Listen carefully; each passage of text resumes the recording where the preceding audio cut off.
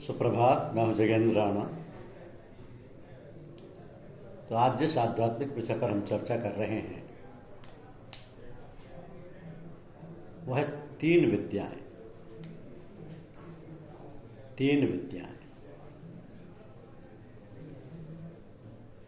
देखिए, वेदों ने तीन प्रकार के साधन बताए हैं जो वेदों की त्रिविद्याएं कहलाती हैं। इस भ्रम को दूर करने के लिए कि मैं शरीर ही हूं, वेदों ने कर्मकांड का उपदेश दिया जो यजुर्वेद कहलाता है। ये कर्म शारीरिक भी होते हैं और मानसिक भी, और सकाम भी होते हैं और निष्काम भी। वेद मानसिक कर्म जो निष्कामता के साथ हों उनकी श्रेष्ठता बतलाता है। ऐसे निष्काम मानसिक कर्म मनुष्य के भावों में परिवर्तन कर डालते हैं। भाव बदलने पर परमार्थ की नहीं, व्यावहारिक कर्मों में भी शुद्धता की लहर दौड़ जाती है। मन व इंद्रियों में शुद्ध सात्विकता आ जाती है और वह प्रभु के सम्मुख पहुंचने का अधिकारी बन जाता है।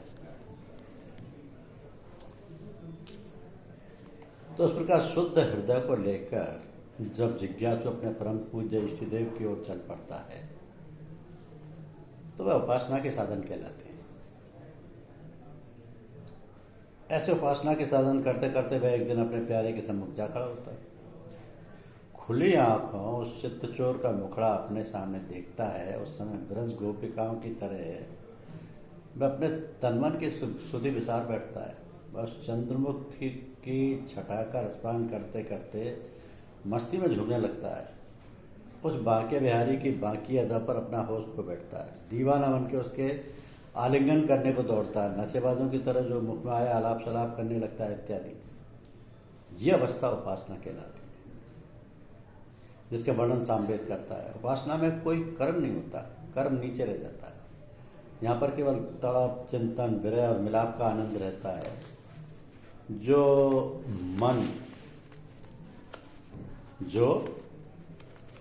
मन से ही संबंध रखता है। तो उपासना इंद्रियों का नहीं, मन का साधन है।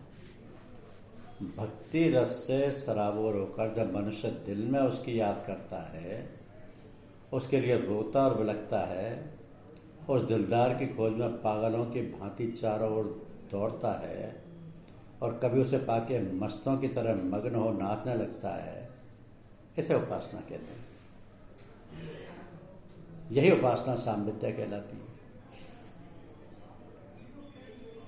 ये तृतीय ऋग्विद्या ज्ञान है। तृतीय ऋग्विद्या ज्ञान है, यानी बुद्धि योग है। तो कर्म का संबंध स्थूल शरीर व इंद्रियों से था। उसने स्थूल अहंकार को नष्ट कर माया और ब्रह्म की प्रथम ग्रंथि ब्रह्म ग्रंथि को खोला था। अब उपासना ने सूक्ष्म अहंकार को मिटा जीव के बंधन की दूसरी गांठ यानी विष्णु ग्रंथि को खोल दिया। यहां पर मन का साधन भी समाप्त हो गया। उपासना ने जीव को उठा के बुद्धि क्षेत्र में पहुंचा दिया, उसका शिव नेत्र खोल दिया।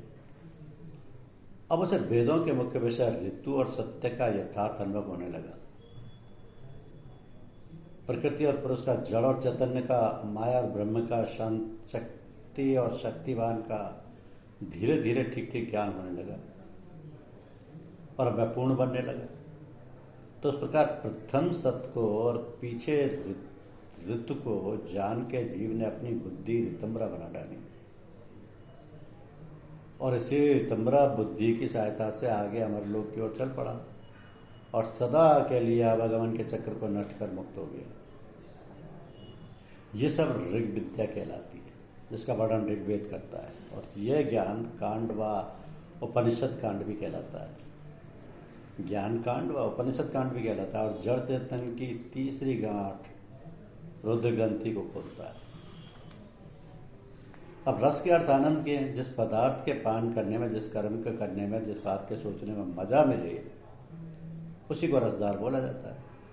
तो कर्मकांड, ज्ञान कांड और योग साधन, ये तीनों ही नीरस हैं। इनमें शुष्कता है। रस केवल भक्ति या उपासना में ही है, जिसका वर्णन सामवेद ने किया है। तो साम अपने तृतीय खंड पावन पद में सोम के गुण बखान करता है और उसको बुद्धिदाता मुक्तिदाता बतलाता है। पावन के अर्थ ही पवित्र और शुद्ध करने वाले के, जैसे पावन हरि का नाम। सारी नशीली चीजें हैं, चाहे वो भांग, अफीम और शराब या दिमाग की चर्बी कोई भी हो, बुद्धि को भ्रष्ट कर अंधकार की ओर ले जाती है। परंतु साम अपने सोम रस को प्रकाश देने वाला, बुद्धि और कर्म को शुद्ध करने वाला कहता है, जिसके प्रमाण में आगे हम सांबेद के कुछ मंत्र देंगे। इसलिए यह सोमरस प्रेम मथुरा जो प्यारे के लिए भक्तों को दीवाना बनाती है, मस्ती लाती है और आकर्षण कर मनमोहन को सम्मुख ला के खड़ा कर देती है। और राम ने विश्वामित्र और अगस्त से लेकर के इसी मथुरा का पान किया था। कृष्ण इसकी बोतल अपने संगी लाए थे और अपने बचपन में ही वृद्ध गोपिकाओं को इसका गुण पिलाया, उन्हें मस्ताना बनाया था। मीरा ऐसी प्याले को पीकर मतवाली बनी थी। कबीर, नानक, दादू और तुलसी इत्यादि संतों ने ऐसी नशे में चूर होकर चढ़ाई की थी। सूर तो इतने बेहोश हो गए कि अपनी आंखें ही फोड़ डाली। चैतन्य देव पर जब मदोसी चढ़ी तो समुद्र में ही कूद पड़े और अपने दिलदार के लिए जान देने पर उतारू हो गए। ऐसे सहस्त्रों दृष्टांत कहाँ तक गिनाए।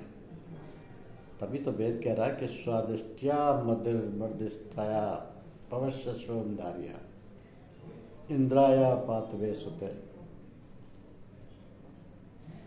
अर्थात हे सज्जीवन सोमरस, तू ऐसी धार में प्रवाहित हो कि इसमें आनंद हो और मद मस्ती हो। तू सारे जीवों को पवित्र कर। तेरा जन्म इसलिए हुआ है कि मैं इंद्रियों का स्वामी तेरा पान कर अपना सफल जीवन बना सकूं। कबीर ने इसी को हरि रस का प्याला कह के संबोधित किया है। कबीर कहते हैं कि पीले प्याला हो मत वाला, प्याला प्रेम हरि रस का रे। बालपना सब खेल गमाया, तरुण भया नारी बस का रे। वृद्ध भया कब वायु ने घेरा, तन से जाए नहीं खटकारे। नहीं सत्संग न कथा कीर्तन, नहीं प्रभु चरणन प्रेम रचारे। अब सोच समझ ज्ञानी इस जग में नहीं कोई अपना रे। काम क्रोध मद ईर्षा इसमें निर्दिन रहत बसारे। भोग विलास वासना जग की, गल बिच यम का फंदा पड़ा रे। मात पिता भाई सुत संधु सुत बंधु, संग नहीं कोई जाय सका रे। जब लग जीवे हर गुण गाले, धनियो बंदन है दस कारे। करम धर्म एको नहीं जाना, सार वस्तु नहीं जान पड़ा रे। बिन सत गुरु इतना दुख पाया, वैद्य मिला नहीं इस तनकारे। चार खान नर भरमत डोले, कबहु न सतपथ खोज करा के। करारे कह कबीर सुनो वही साधु, नख शिक दूर रहा विस्कारे। तो साधक जब चारों ओर से मन को समेट के अपनी पूरी शक्ति से अपने को ईश्वर समर्पण कर उसे अपने सर्वस्व जगदाधार की ओर झुकता है, तो उसी क्षण उस दयामय के भंडार से आनंद की तरंगें फूट के धारा के रूप में उस भक्त के ऊपर बरसने लगती हैं, उसे मस्त कर देती हैं, मस्ती का प्रवाह चला देती हैं, आनंद और हर्ष में सराबोर कर देती हैं, शांति और प्रसन्नता को बिखेर देती हैं। उस समय मस्तिष्क में, हृदय में, शरीर के रोम रोम में प्रकाश चलनी की तरह चलने लगता है। उस साधक के भावों को, कर्मों को, विचारों को शुद्ध व पवित्र बना डालता है। उसके अंग अंग को, इंद्रिय और मन को भक्ति रस में सांध देता है, उसे खींच के प्यारे के समीप ला के खड़ा कर देता है। इन मधुमयी प्रकाश की धाराओं को सोम कहते हैं। तो ये सोम की धाराएं कभी सीधी ऊपर से अनायास ही बरसने लगती हैं और कभी कभी किसी महान शक्ति की कृपा से, तो उनके संकल्प करने पर उनके द्वार पर आती हुई प्रतीत होती हैं। उनके आते ही और अंदर हृदय में उनके प्रवेश होते ही साधक मस्ती में झूमने लगता है। उस समय पर्दा हट जाने के कारण प्यारे के चंद्रमुख की छटा का खुला हुआ अनुभव करने लगता है और मस्त व दीवाना बन जाता है। फिर वह मस्ती चाहे एक दिन रहे अथवा जीवन पर्यंत रहे। यानी मस्त बनाने वाली प्रकाशवती धाराओं को चाहे वह गुरु की ओर से आए अथवा सीधे ईश्वर की ओर से सोम रस कहते हैं। वेद सोम से प्रार्थना करता है कि ओम अपध्वन्यब से मृत वित्सोम मत्सरम नदस्वादेव युजनम। ए मेरे शुष्क हृदय में आने वाले संजीवन सोमरस, तेरी पहुंच मेरे प्रत्येक संकल्प, प्रत्येक क्रिया, प्रत्येक चेष्टा में। तू हर्ष और आनंद का सरोवर है। तू प्रत्येक शरीर से पाप कर्मों को दूर कर पवित्रता का प्रवाह लाता है। मुझ अधम जन को भी बुरे पथ से हटाकर सन्मार्ग में प्रेरित कर। और भी ओम भवश्य बाद सात्मवी विश्वानि वार्या त्व समुद्र प्रथमे विधर्मन देवेभ्य सोम मत्सरम। हे मेरे आध्यात्मिक जीवन के प्रभा सोम, तू समुद्र है। धर्म की प्रथम अवस्था में तू मन व इंद्रियों के लिए मस्ती का सरोवर है। तू अत्यंत बल और अत्यंत ज्ञान देने वाला है। तू मेरे लिए पवित्रता की बाढ़ ला। और भी कहता है, अयम पूषा रय भंग सोम यूनानी अर्सते पतिर्विश्वस्य भूमनो व्याख्योदसी उभे। यह पुष्टिकारक सुहावना सौभाग्य स्वरूप सोमरस पवित्रता बिखेरता हुआ चारों दिशा में फैल रहा है। इस विश्व के पति ने द्युलोक और पृथ्वी दोनों को एक अनुपम प्रकाश दे रखा है। एषस्य दास्या सुतो व्यावरे रेवी भवते बंदितम कीड़नु मृपाउम पाविवे। ये वो अत्यंत मद लाने वाला सोमरस धारा के रूप में प्रकट होकर जल की तरंगों की तरह कीड़ा करता हुआ भावों में भर के रोमांच ला रहा है, पवित्रता बिखेर रहा है। तो उपरोक्त मंत्र विचारवानों के सम्मुख नमूने के तौर पर पेश किए गए हैं। ऐसे अनेक मंत्र वेदों में आए हैं जो सोम की पवित्रता देने वाला, ज्ञान देने वाला, शुभ कर्मों की ओर प्राणों को ले जाने वाला, इच्छाओं से रहित करने वाला और मुक्ति की ओर बढ़ाने वाला कहते हैं। ऐसा सोम किसी भौतिक बूटी का रस कैसे माना जा सकता है? यह तो वही प्रेम मुद्रा है जिसका घट सदगुरु के द्वारा साधक को मिलता है। इसको जीव हृदय के प्याले में भर के पीता है और सदा के लिए तन मन की शुद्धि विसार मस्त बन जाता है।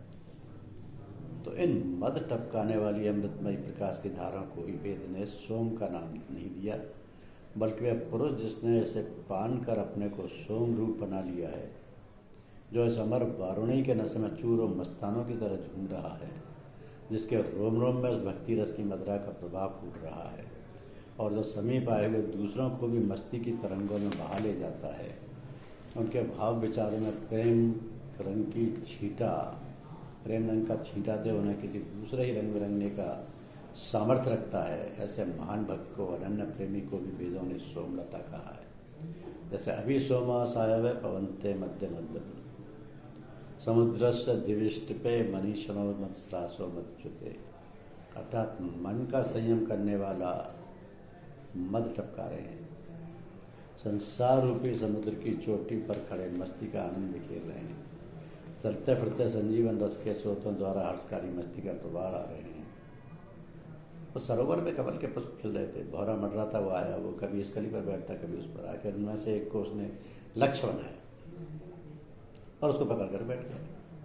फूल में से पराग उड़ी और भौरे के नाक में प्रवेश होने लगी। उसे उस सुगंधि में आनंद मिला, मस्ती छाने लगी। यह उसके प्रेम की प्रथमावस्था थी, जो योग की भाषा में एकाग्रता कहलाती। मस्ती बढ़ी और भौरे की सुध बुझ जाती रही। वो मस्ती में अपने को भूल गया और इतना भूला कि खबर नहीं रही कि क्या हो रहा है और क्या होने वाला है। तो कमल ने पंक्तियां समेटी और भौरे को अपने अंदर में ले लिया। कमल ने पंक्तियां समेटी और भौरे को अपने उदर में ले लिया, जकड़ के उसे कैद कर लिया। और मस्ताने को अब भी होश नहीं कि मैं खाऊं और क्या मेरे ऊपर बीत रही है, मरूंगा जीऊंगा, इसका विचार ही उसके मस्तिष्क में नहीं आ रहा। ऐसी संयमी अवस्था जब साधक पर आती है जिसमें अस्तित्व का ज्ञान नहीं रहता, तो शास्त्र उसे निरोधावस्था कहते हैं। निरोधावस्था। तो वियोग में दुख और मिलाप में आनंद है। योग के अर्थ मिलाप के हैं, परंतु मिलाप मन के निरोध होने पर ही होता है। जैसा कि शास्त्र कहता है कि योगस्य वृत्ति निरोध है, एकाग्रता में ही में रस है। मन के एकाग्र करते ही आनंद की झलक मिलने लगती है, जो निरोधावस्था में पराकाष्ठा को जा पहुंचती है। तो मन का संयम खुद एक मस्ती है, सरस कार्य है।